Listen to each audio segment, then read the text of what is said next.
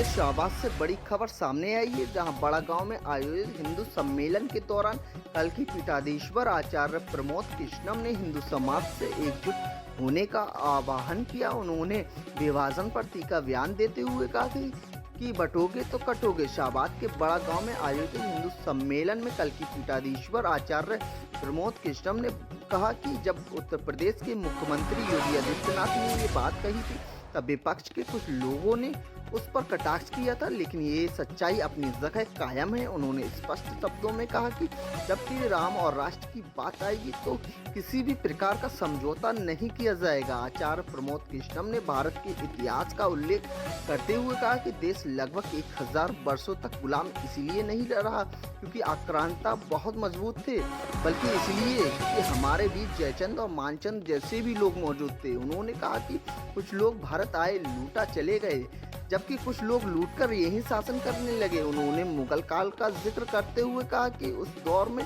देश के कई मंदिरों को तोड़ा गया। आचार्य प्रमोद कृष्णम ने ये स्पष्ट कहा कि वह किसी राजनीतिक दल के सदस्य नहीं बल्कि भारत के सदस्य हैं।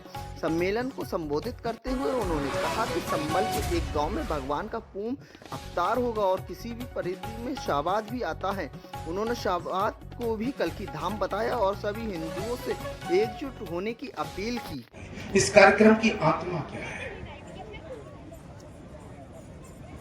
जब तक आप इस कार्यक्रम की आत्मा तक नहीं पहुंचोगे, तब तक इस कार्यक्रम आयोजित करने के पीछे के मकसद तक नहीं पहुंचोगे। मेरा भी आना व्यर्थ होगा। आप तो 10 किलोमीटर, 5 किलोमीटर, 2 किलोमीटर से, मैं तो सैकड़ों किलोमीटर चल के आया हूं। सोचो मुझे क्या लालच है।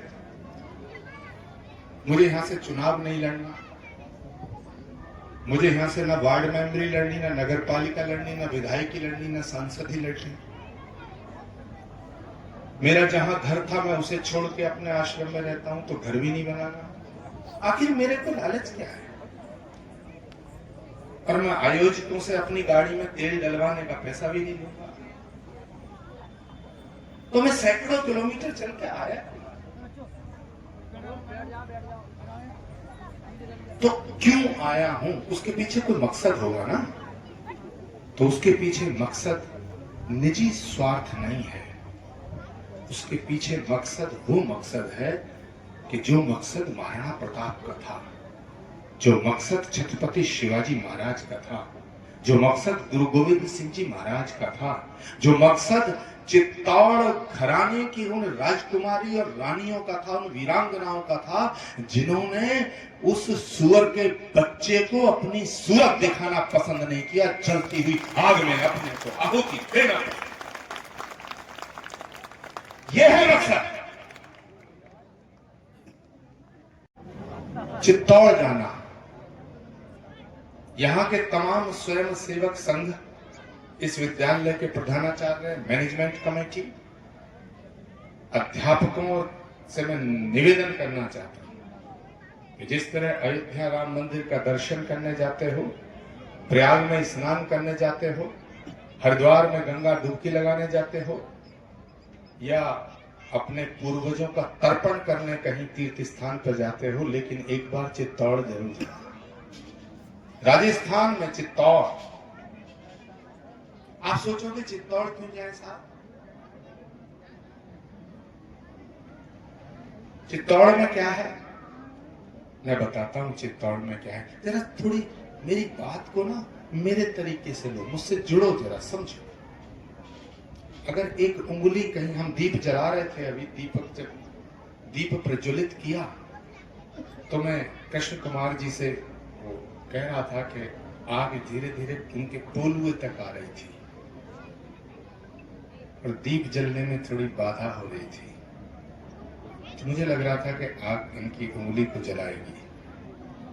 जब आग शरीर के किसी एक छोटे से भाग को जलाती है तो बड़ी पीड़ा होती है।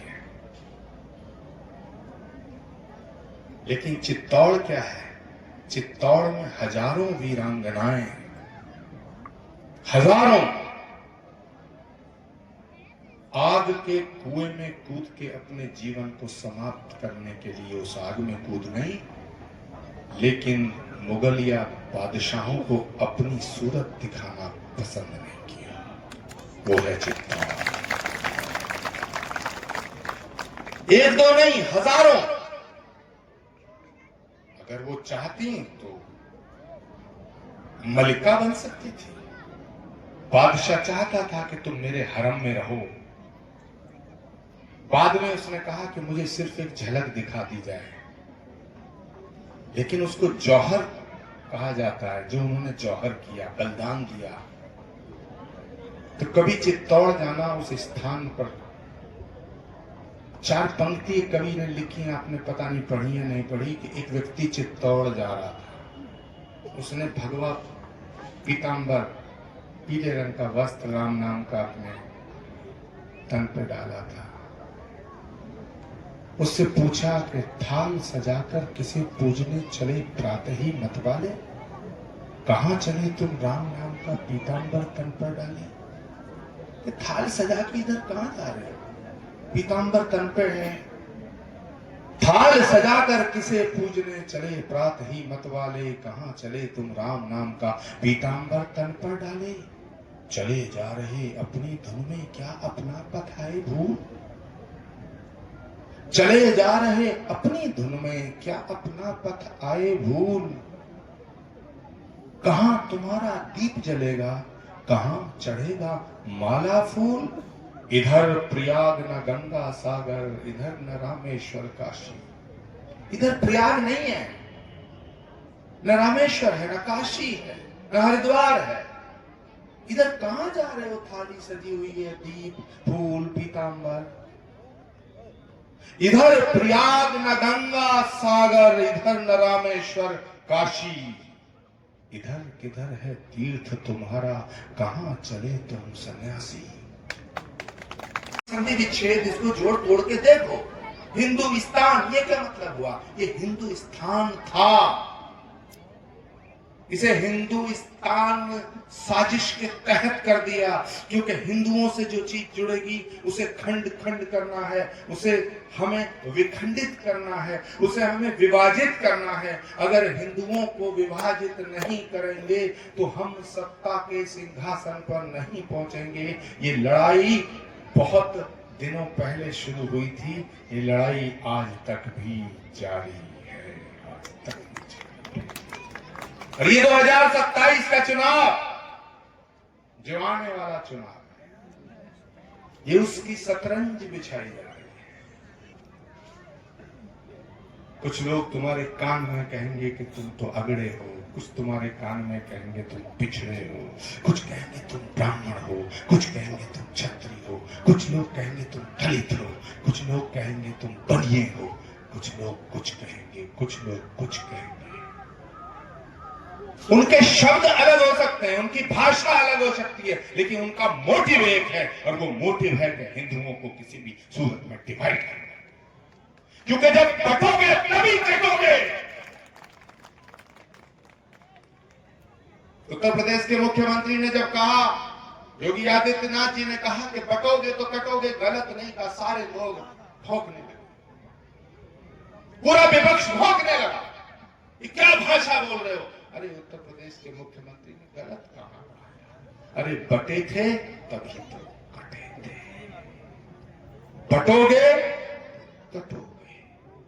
इसलिए आज इस हिंदू सम्मेलन से एक संकल्प लेके जाओ कि ना बटेंगे और ना कटेंगे। हाथ खड़े करके बोलो।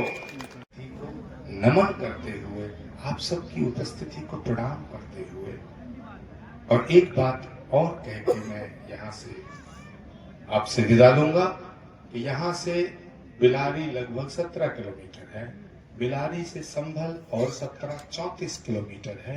लेकिन हमारे पुराणों में ये लिखा है कि भगवान त्रेता युग में भगवान राम के रूप में अयोध्या में आए, द्वापर युग में कृष्ण के रूप में मथुरा में आए।